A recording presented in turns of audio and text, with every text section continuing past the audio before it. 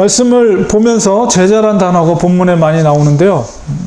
제자라는 말을 한마디로 말씀드리면 바로 예수를 따르는 자다, 이렇게 말할 수가 있습니다. 우리들도 예수를 따르는 제자의 길을 우리도 걷고 있습니다. 근데 누군가가 우리를 향해서 왜 예수를 따릅니까? 묻는다면 우리가 뭐라고 대답해야 될까요? 우리가 예수를 따르는 이유는 바로 그 길만이 생명의 길이요, 또 영생의 길이기 때문입니다. 아멘. 우리가 이렇게 대답할 거예요. 오랫동안 우리가 말씀을 들어왔고 또 오랫동안 신앙생활을 했기 때문에 우리는 그런 답을 자연스럽게 할 수가 있습니다. 그러나 우리가 대답을 하는 것과 또 제자로서의 삶을 사는 것은 별개의 문제입니다. 오늘 읽은 말씀 속에서 주님께서 친히 제자들에게 예수의 길을 따를 것인가 아니면 떠날 것인가를 묻고 있습니다. 주님의 그 질문은 제자로서 따르는 동기가 무엇인가를 묻는 질문입니다. 오늘 본문을 통해서 진정 예수를 따른다는 것은 무엇인가, 또 주님께서 왜 제자들에게 그렇게 묻고 계신가, 그것을 살펴봄으로 은혜를 나누고자 합니다. 이 요한복음은 사도 요한이 기록한 책인데요, 복음서인데 그의 나이가 거의 90을 넘은 그 노사도였습니다. 당시 그 요한은 주로 이제 오늘날 터키 지역에 있었던 7교회 중에서 에베소 교회를 중심으로 이제 목회 사역을 했습니다. 그리고 이제 다른 복음서에 비해서 요한이 이 요한복음을 쓸 때 독자를 염두에 둔 대상이 바로 헬라파 그리스도인들, 그러니까 그리스 배경을 갖고 있는 이방인들이죠. 그리고 이제 요한복음의 기록의 목적을 사도 요한은 분명하게 그의 책에서 서술하고 있습니다. 그게 이제 20장, 요한복음 20장 30절에서 이제 31절에 있는 말씀이에요. 예수께서 제자들 앞에서 이 책에 기록되지 아니한 다른 표적도 많이 행하셨으나 오직 이것을 기록하면 너희로 예수께서 하나님의 아들 그리스도이심을 믿게 하려 하며 또 너희로 믿고 그 이름을 힘입어 생명을 얻게 하려 함이니라. 그래서 사도 요한은 분명하게 이 복음서를 쓰면서 내가 이방인 그리스도인들에게 쓰는 목적이 무엇인가? 그것은 바로 예수 그리스도께서 하나님의 아들 되심을 믿게 하는 것이며, 그리고 그것을 믿음을 통해서 예수 그리스도에 힘입어 생명을 얻게 하려는 목적이다 라는 것을 분명하게 얘기하고 있습니다. 이런 책의 저술의 목적에 따라서 요한복음은 특별히 예수 그리스도의 신성을 강조하고 있습니다. 다른 복음서와 비교적으로 예수님의 행적을 기록하기보다는 요한복음은 신학적인 내용들, 특별히 예수님의 신성을 강조하는 그런 신학적인 내용들이 기록이 되어 있습니다. 그리고 이제 다른 복음서와 차이가 있는 것은 다른 복음서로는 대부분 대략 70년경, AD 70년경에 기록됐다면 이 요한복음은 90년경, 그러니까 20년이라는 시간적인 차이가 있는 거예요. 그렇다면 이 사도 요한은 굉장히 고려를 하면서 책을 썼습니다. 그리고 이제 책의 대상이 다른 복음서가 예수님의 믿는 자 그리스도인의 1세대를 고려했다면 이 요한복음은 그리스도인들 2세대, 다음 세대를 고려한 것이고, 특별히 이제 헬라인들이기 때문에 그 당시에 유행했던 사조가 이제 영주주의라는 것이요. 영주주의라는 것은 물질적인 것은 굉장히 죄악시하고 굉장히 이데아, 로고스 이런 아주 이 형이상학적인 개념들을 굉장히 높이 평가한, 신적인 영역으로 평가하는 그런 사상입니다. 그런 것을 고려하면서 사도 요한은 요한복음을 쓰면서 특별히 예수님의 신성을 강조하고 있어요. 그래서 요한복음 1장에 보면 태초에 말씀이 계시니라. 그것이 이제 헬라어로 로고스거든요. 1장 14절에 그 말씀이 육신이 되었다. 그래서 예수 그리스도의 신성을 갖고 있는 주님께서 육신을 갖고 있는 바로 사람으로 이 땅에 오셨다는 것을 강조함으로 인해서 예수 그리스도의 신성을 특별히 처음서부터 요한은 강조하고 있어요. 특별히 요한복음에는 예수님의 신적인 그 성품을 7가지 비유를 통해서 말씀하고 있습니다. 이제 헬라어로는 에고 에이미라는 형태를 갖고 있어서 I am, 그래서 나는 누구다, 이런 형식으로 이제 7가지 비유를 합니다. 그것이 이제 이 7가지 비유되는 내용들이 바로 예수님의 신적인 성품을 이야기하고 있는 거예요. 그래서 첫 번째가 요한복음 6장 35절에 예수님은 나는 생명의 떡이다. 그리고 8장 12절에 나는 세상의 빛이다. 그리고 10장 7절에 나는 양의 문이다. 그리고 10장 11절 14절에 나는 선한 목자다. 그리고 11장 25절에 나는 부활이요 생명이다. 그리고 14장 6절, 제가 이제 전도할 때 쓰는 구절인데요. 나는 길이요 진리요 생명이다. 마지막에 15장 1절에 나는 참 포도나무다. 이렇게 이제 예수님의 신적인 성품을 7가지로 비유해서 요한은 기록을 하고 있습니다. 이 7가지 중에서 오늘 읽은 본문의 말씀은 6장이죠. 그것은 바로 생명의 떡에 대한 내용을 말하고 있습니다. 6장 60절에 오늘 읽었던 본문에 보면 이 말씀 앞에 있는 말씀이 끝나고 나서 우리가 처음 6장 60절 읽었는데 제자 중 여럿이 듣고 예수님의 앞선 말씀을 듣고 말하되 이 말씀은 어렵도다. 사람들이 이렇게 이야기를 합니다. 그리고 누가 들을 수 있겠냐. 이게 어떻게 이해할 수 있겠냐 말이에요. 그런 이야기를 하고 나서 66절에 가서 그때부터 그의 제자 중에서 많은 사람이 떠나가고 누굴 떠나갔습니까? 예수님을 떠나가고 다시 그와 함께 다니지 아니하더라. 이렇게 기록이 되어 있습니다. 너무나도 놀라운 말씀인데 이 제자 중에 여럿이 떠났다고 그랬고 많은 제자들이 듣고 이 말씀이 어렵다라고 했는데 도대체 주님께서 앞서서 어떤 말씀을 하셨길래 제자들이 어렵다고 하는가? 그리고 왜 그 말씀을 듣고 많은 제자들이 주님을 떠나는 것일까? 이런 것을 생각하게 됩니다. 요한은 예수님의 그 사역 중에서 굉장히 매우 슬픈 순간이죠. 왜냐하면 그 많은 제자들이 떠났으니까. 이 말씀 이후에 주님이 앞서서 어떤 말씀을 하셨냐? 그래서 생명의 떡에 대한 이야기입니다. 6장 53절에서 58절에 아주 핵심적인 내용인데 예수께서 이르시되 내가 진실로 진실로 너희에게 이르노니 인자의 살을 먹지 아니하고 인자의 피를 마시지 아니하면 너희 속에 생명이 없느니라. 내 살을 먹고 내 피를 마시는 자는 영생을 가졌고 마지막 날에 내가 그를 다시 살리리니 내 살은 참된 양식이요 내 피는 참된 음료로다. 내 살을 먹고 내 피를 마시는 자는 내 안에 거하고 나도 그의 안에 거하나니 살아계신 아버지께서 나를 보내심에 내가 아버지로 말미암아 사는 것 같이 나를 먹는 그 사람도 나로 말미암아 살리라. 이것은 하늘에서 내려온 떡이니 조상들이 먹고도 죽은 그것과 같이 하나요? 이 떡을 먹는 자는 영원히 살리라. 사실 이 말씀의 의미를 우리는 너무 잘 알고 있어요. 바로 주님께서 피와 살로 표현하신 것은 예수님의 대속의 죽으심과 그 은혜를 믿음으로 우리가 고백할 때 영생의 길이 허락되어 있다는 그런 의미이고 또 성찬 예식을 통해서 성령의 임재로 말미암아 예수 그리스도의 영이 성령의 임재로 말미암아 그리스도와 성도가 연합되는 것을 이 말씀 속에서 의미하는 것을 우리가 잘 알고 있습니다.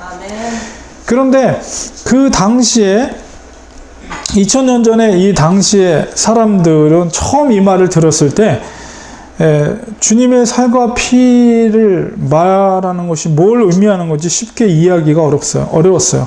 그리고 더군다나 그들은 그것을 영적으로가 아니라 육적으로 이해했기 때문에 그러다 보니까 그 말을 문자적으로 받은 거죠. 그렇게 보면 진짜로 예수님의 살과 피를 먹어야만 마시고 먹어야만 되는 거를 이렇게 이해를 하니까 저게 도대체 무슨 말이냐. 그리고 이제 로마의 복음이 처음에 전해질 때도 이것이 핍박을 받았던 하나의 근거가 됐어요. 그래서 로마인들은 그리스도인들은 사람의 인육을 먹는 야만인 같은 존재들이다. 네, 이런 식으로 이제 얘기를 한 거죠.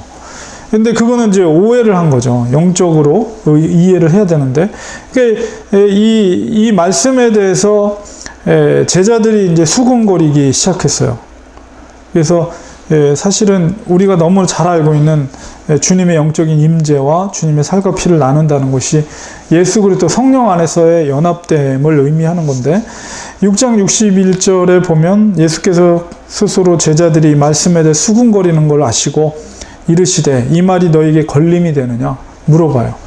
이 말씀이 걸림이 된다는 헬라의 원어는 넘어진다는 뜻이거든요. 이 말씀이 너희들을 넘어뜨리게 하느냐 이렇게 예수님이 물어봐요. 왜 제자들은 이 말이 걸림이 되었을까? 우리들에게 은혜가 되는 말씀인데, 앞서서 그 말씀 속에서 그 이유를 찾을 수가 있습니다. 6장 41절에서 43절에 보면 자기가 하늘로서 내려온 떡이라 하심으로, 여기서 자기는 예수님이에요. 유대인들이 예수에 대해 수군거려 이르되 이는 요셉의 아들 예수가 아니냐. 그 부모를 우리가 아는데 자기가 지금 어찌하여 하늘에서 내려왔다느냐. 예수께서 대답하여 이르시되 너희는 서로 수군거리지 말라. 그들이 걸림이 된 이유는 뭐냐면 하늘로서 내려온 떡이라는 이 말씀 때문에 그렇습니다. 특히나 이제 하늘에서 내려왔다는 것에 대해서 유대인들은 굉장히 민감하게 반응하고 있어요. 이 의미는 바로 예수님 스스로가 신적인 존재라는 것을 의미하고 있는 것입니다. 그래서 오늘 본문 속에서도 예수님은 제자들의 그 반응, 그러니까 중요한 것은 그들이 왜 예수를 쫓았는가, 그 수많은 사람들이, 그게 중요한 건데, 그렇게 반응하는 것에 대해서 예수님이 다시 한번 또 반문을 합니다. 오늘 읽었던 본문 속에서 그러면 너희는 인자가, 여기서 인자 예수님이죠, 이전에 있던 곳 바로 하늘이에요. 하늘로 올라가는 것을 너희들이 본다면 어떻게 하겠느냐? 다시 반문해요. 살리는 것은 영이니 육은 무익하니라. 내가 너희에게 이른 말은 영이요 생명이라. 바로 이것은 예수님이 다시 승천할 것을 이야기하는 거예요. 만약에 너희들이 내가 승천하는 것을 본다면 그때서는 너희들이 믿겠느냐? 이런 질문인데, 예수님의 생각은 그것을 보아도 너희들은 믿지 못할 것이라는 거예요. 주님은 지금 제자들에게 영생의 원리를 말씀하고 계십니다. 영생의 원리는 영을 살리는 것이지 육에 속한 것이 아닙니다. 영생이란 우리가 영원히 죽지 않고 사는 것이죠. 그것은 영원히 살아야 얻어지는 거예요. 주님께서 앞서 말씀하신 것은 바로 예수 그리스도의 죽으심과 살아나심을 믿음으로 고백하고 주님만을 따를 때 주님과의 연합을 통해서 얻어지는 것이다 라는 것을 설명하는 거예요. 그것이 바로 성령을 통해서 이루어지는 역사인데, 바로 이런 가르침을 받기가 힘든 사람들이 제자들 중에 존재하고 있다는 것을 주님은 분명하게 말하고 있습니다. 6장 64절에 이어지는 말씀 속에서 너희 중에 믿지 않은 자들이 있느니라 하시니, 이는 예수께서 믿지 아니하는 자들이 누구며 자기를 팔 자가 누구인지 처음부터 아심이로라. 이 처음부터라는 얘기는 예수를 쫓겠다고 했던 그 시점부터 이미 누가 믿지 않는 자들인지, 그리고 누가 자기를 팔 자인지 주님은 알고 계셨다. 그리고 그런 말씀이 있고 나서 66절에 그때부터 그의 제자 중에서 많은 사람이 떠나가고 다시는 예수님과 함께 다니지 아니했더라. 그러니까 예수의 길을, 제자의 길을 포기한 거죠. 저는 이 말씀을 보면서 정말 제자들 중에 많은 사람들이 떠나서 더 이상 예수님을 따르지 않는 그것을 보면서 정말 결정적인 이유가 뭘까, 그런 깊은 묵상을 시간을 가졌습니다. 특별히 이제 제 마음에 걸렸던 단어는 그의 제자 중에서라는 말이에요. 분명히 따르는 자, 제자라는 말은 요한이 특별히 제자라고 표현했을 때는 예수님을 따르겠다라고 결단한 사람들을 제자라고 했는데, 예수님의 12명의 제자 말고도 많은 예수님을 따르겠다는 제자들이 많았던 것 같아요. 그 자들이 예수님을 결국 포기하고 떠나갔죠. 근데 그들이 떠난 이유, 그것은 왜 예수님을 따랐는가에 대한 동기를 우리가 살펴볼 때 그 답을 찾을 수가 있어요. 그러니까 사실 이 말씀이 앞서서 있었던 사건이 바로 오병이어의 기적 사건입니다. 오병이어의 기적 사건 이후에 많은 무리들이 예수님을 따랐어요.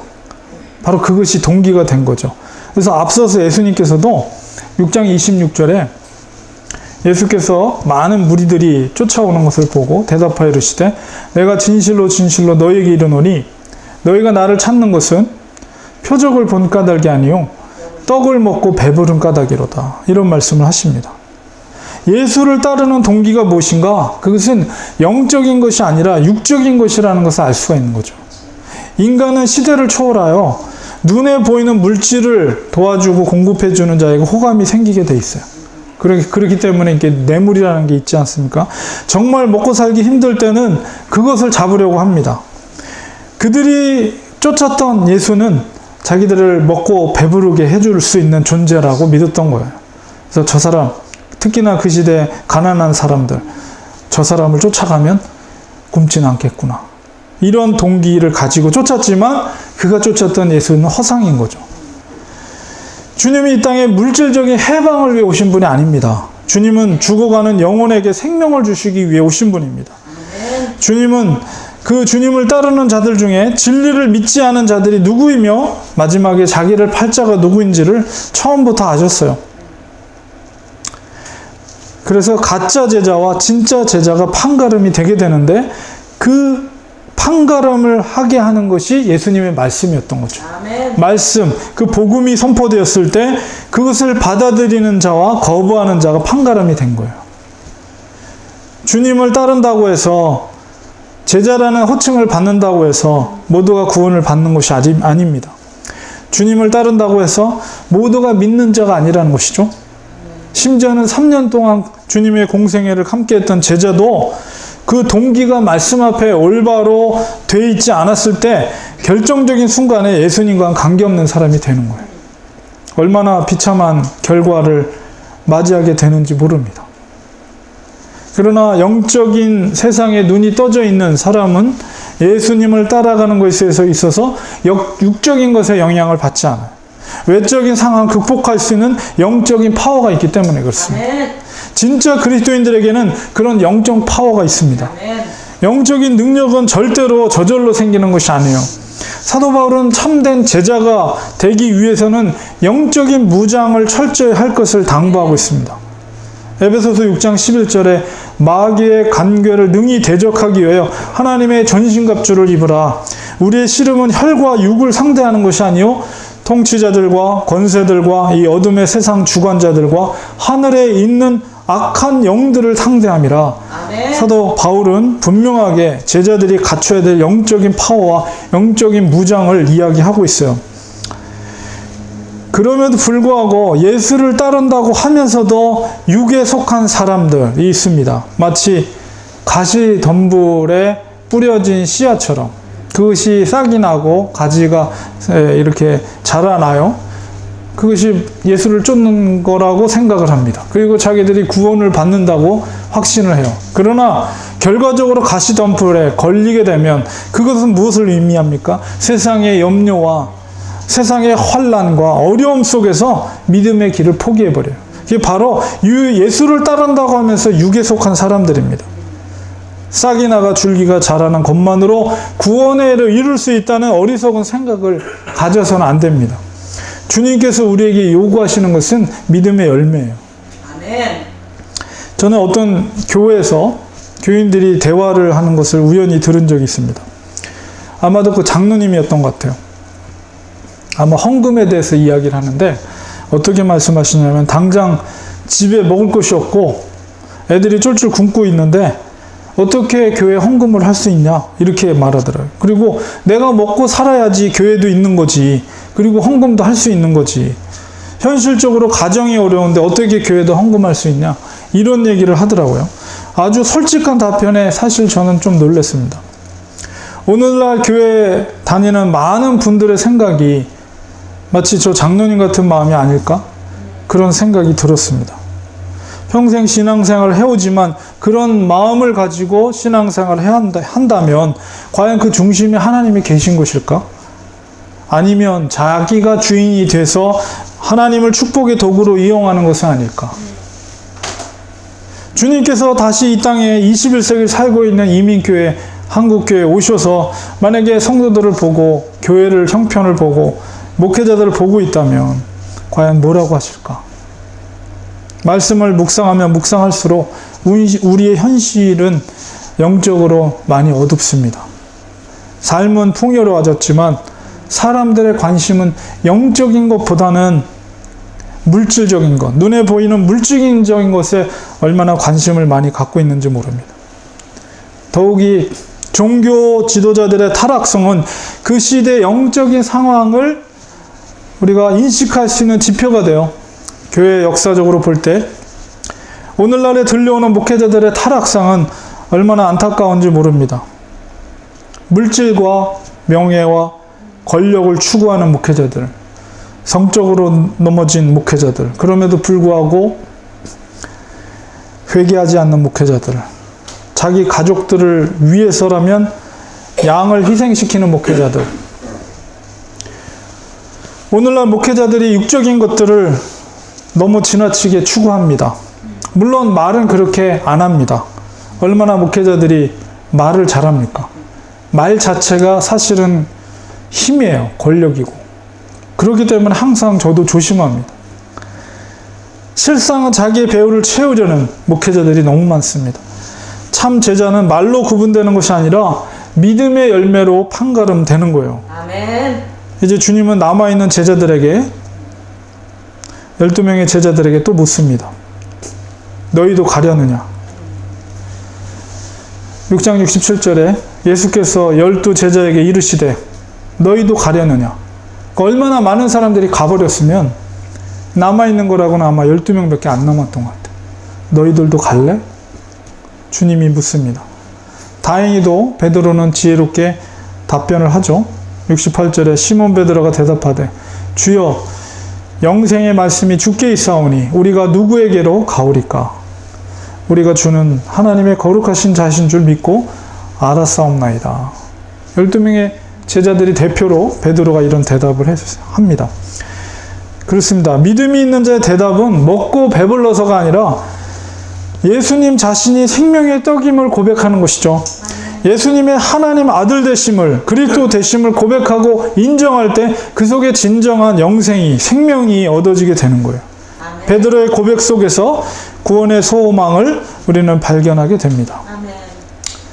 그런데 안타깝게도 주님은 베드로의 그런 지혜로운 대답임에도 불구하고 베드로를 칭찬하기보다도 거기서 가룟 유다를 향한 마귀를 이야기합니다. 예수께서 대답하시되 베드로의 그 말을 듣고 즉각적으로 대답하신 것은 잘했다 베드로야 이렇게 말 안 하지 않고요. 내가 너희 12를 택하지 아니하느냐 그러나 너희 중에 한 사람은 마귀니라 하시니 이 말씀은 가롯 시몬의 아들 유다를 가르치심이라. 그는 12 중에 하나로 예수를 팔자더라. 마귀 사탄은 유다의 마음속에 예수님을 배신할 생각을 집어넣었습니다. 유다는 그 악한 생각을 따랐죠. 그리고 마귀의 지배를 받게 됩니다. 12명의 제자 중에 한 명이 마귀의 지배를 받게 된다는 것은 너무나도 놀라운 경각심을 우리에게 알립니다. 주님의 말씀이 예수를 따를 것인가 버릴 것인가 그렇게 제자들한테 물었고 그 말씀이 그것이 기준이 되었어요. 예수님을 버린 자들은 예수님이 누구신가에 대한 믿음이 없었기 때문에 제자의 길을 포기했습니다. 눈에 보이는 만족을 충족시키지 못하는 예수라면 포기한 것이죠. 그러나 이 사도 요한은 요한복음을 통해서 분명하게 제시하고 있는 것이 뭡니까? 그것은 예수님은 말씀이 육신이 되신 그리스도이시며 하나님의 아들이시라는 거예요. 그리고 예수님께서 죽으신 것은 생명을 빼앗긴 것이 힘이 없어서 빼앗긴 것이 아니라 본인의 자유의지로 생명을 내어주신 것이라는 거예요. 그 순종으로 영생의 길을 여시고 하나님 아버지께 영광을 돌리신 것입니다. 아멘. 바로 오직 구원의 길, 영생의 길은 예수님께 있다는 것을 우리는 깨달아야 됩니다. 결론을 맺겠습니다. 제자의 길은 우리가 선택하는 것이 아닙니다. 그것은 하나님의 은혜입니다. 우리가 정말 진정한 제자의 길을 갈 수 있는 것은 바로 하나님의 은혜예요. 6장 65절에 보면 그러므로 전에 너에게 말하기를 내 아버지께서 오게 하여 주지 아니하시면 누구든지 내게 올 수 없다 하였노라. 구원은 전적인 하나님의 은혜입니다. 하나님의 부르심을 받고 우리가 제자의 길을 걷고 있다면 주님의 말씀에 대한 합당한 반응을 하는 것이 참된 그리스도의 제자입니다. 그러나 우리는 또한 영적으로 깨어 있어야 됩니다. 어느 누구도 가룟 유다가 될 수가 있다는 겸허한 자세를 우리는 가져야 돼요. 영적으로 건강하지 못하면 어느 누구라도 주님을 팔아버리는 사탄의 도구가 될 수가 있다는 것이에요. 인간은 죄의 속성이 있습니다. 아담의 원죄의 속성이 여전히 우리에게 남아있어요. 물론 십자가를 통해서 주님께서 원죄의 문제 해결해 주셨지만 그러나 인간은 본질적으로 죄의 속성이 있어요. 우리의 육신을 입고 있기 때문에 우리의 육신이 죽는 그날까지는 그 죄의 속성은 끊임없이 계속 되어지는 것이죠. 그렇기 때문에 우리는 겸손한 마음으로 언제 내가 죄를 범할지 모른다. 아무리 목사이고 경건한 자라도 죄의 속성이 있기 때문에 언제든지 죄를 범할 수 있는 가능성이 내재되어 있는 인간은. 그러나 주님께서는 우리에게 그냥 고아처럼 내버려 두지 않았죠. 성령을 주셨어요. 성령을. 그래서 그 죄의 속성을 컨트롤할 수 있는 힘을, 능력을 주님께서 우리에게 주셨습니다. 그렇기 때문에 우리가 영적인 능력을 키우기 위해서 날마다 우리는 기도와 말씀의 능력으로 경건의 훈련을 힘써야 됩니다. 육체적인 훈련, 올림픽에서 선수들이 금메달을 따기 위해서 얼마나 피나는 노력을 합니까? 우리의 경건의 능력도 그런 피나는 영적인 경건의 시간들이 없으면 저절로 되어지는 게 절대 아니에요. 그러니까 우리가 영적인 능력을 키우기 위해서 깨어 있어야 됩니다. 날마다 깨어 있어야 되고 사탄은 은사자와 같이 삼킬 자를 찾기 위해서 두루 다닌다고 하고 있어요. 우리는 영적인 그런 각성함을 가지고 주님 앞에 제자로서 정말 따르는 자가 되는가 아닌가 예수를 버리는 자가 되는가 양자 택일의 길밖에 없어요. 중간은 없어요. 우리는 끝까지 예수를 믿고 주님을 순종해야 됩니다. 주님은 우리에게 물을 것입니다. 너도 가려느냐? 라고 했을 때 아닙니다. 저는 어떤 순간에도 주님을 포기하지 않습니다. 왜냐하면 주님이 생명이시기, 주님은 진리이기 때문에 오직 아버지로 갈 수 있는 유일한 것은 아버지 예수 그리스도밖에 없기 때문에 주님이 걸어가신 그 제자의 길을 저는 가겠습니다. 아멘. 그 믿음의 고백을 해야 돼요. 영생의 길은 오직 예수님밖에 없습니다. 다른 길은 없습니다. 하나님 우리에게 베풀으신 약속의 길, 아무리 그 좁은 길이라 할지라도 성령님께서 우리와 함께 하십니다. 성령님께서 우리를 붙잡고 계십니다. 날마다 하나님 앞에 기도하고 말씀을 묵상하고 경건의 훈련을 통해서 우리가 영적으로 늘 깨어 있다면 우리 속에 있는 죄의 속성을 컨트롤할 수 있어요. 바로 주님이 우리에게 함께 하십니다. 우리에게 능력을 주십니다. 능히 우리 좁은 그 제자의 길을 걸어갈 수가 있어요. 아멘. 나머지 제자들이 그 끝까지 실패하지 않고 또 세상과 타협하지 않고 좁은 길을 걷고 제자의 길을 끝까지 주님이 걸으신 갔던 것처럼 우리들도 그런 제자의 길을 갈 수가 있는 것이죠. 이 시간에 우리 잠깐 같이 기도할 때 그렇습니다. 주님께서 너도 가려느냐라고 하실 때 아닙니다. 저는 주님이 걸어가신 그 길을 갖겠습니다. 주님의 제자가 되겠습니다. 저에게 능력을 주시옵소서. 성령의 기름 부어 주시옵소서. 성령의 권능을 주셔서 환경과 상황과 어떤 어려움도 능히 그 성령의 능력으로 뛰어넘을 수 있는, 극복할 수 있는 그런 저희가 될 수 있도록 도와주시옵소서. 우린 기도 제목으로 같이 한번 작게 기도하겠습니다. 기도합니다. 하나님 아버지 주님 앞에 간절히 기도합니다. 주님 걸어가신 그 제자의 길을 걷기 원합니다. 하나님 아버지 아무리 이거 힘들고 어려운 길을 할지라도 아버지 우리는 이 좁은 길을 가기를 원합니다. 생명의 길입니다. 아버지와 진리의 길입니다. 소망의 길입니다. 부활의 길입니다. 하나님과 영원히 살 수 있는 길입니다. 이 길을 우리는 걷기를 원합니다.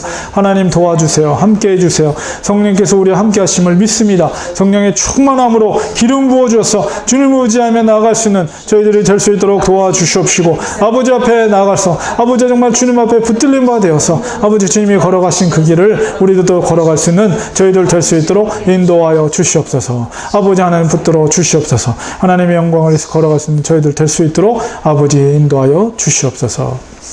하나님 감사합니다. 우리는 주님이 걸어가신 그 길을 갖는 참된 제자들이 되기 원합니다.